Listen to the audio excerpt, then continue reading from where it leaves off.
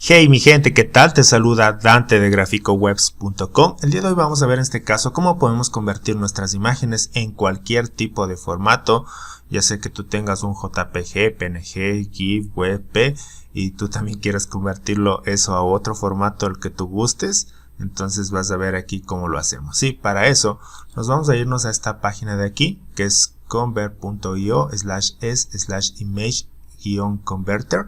Entonces aquí puedes añadir archivos en lote, es decir, una buena cantidad de imágenes, o solo por unidad. Digamos que yo quiero hacer a modo de ejemplo, entonces voy a probar con una imagen. Doy clic aquí donde dice añadir archivos.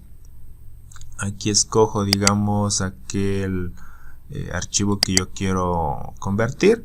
En este caso es una imagen que tengo en formato WebP, ¿ya? Entonces aquí simplemente se sube la imagen, ves que aquí te detecta el archivo, ¿ya?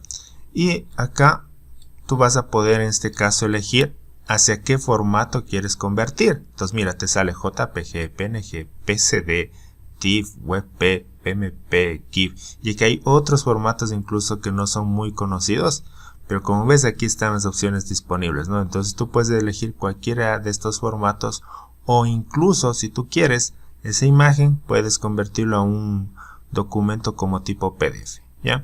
Entonces digamos a modo de ejemplo yo escojo, se me ocurre convertir que este es un WebP, se me ocurre a convertirlo a un PNG, ¿ya? A modo de ejemplo. Entonces simplemente doy clic en convertir y aquí te sale el botón para que te puedas descargar y vas a ver que aquí ya se ha descargado, ¿no? Entonces aquí yo ya tengo el archivo en PNG y aquí simplemente te irías a lo que es a la carpeta de descargas. En mi caso es esta de aquí. Vas a ver que aquí ya tengo el archivo que es el mismo de aquí, el que tenía en WebP, pero aquí ya está convertido al formato que yo elegí. De esta forma tú puedes elegir el formato que tú gustes y vas a convertir cualquier imagen hacia el formato que tú desees, ¿ya?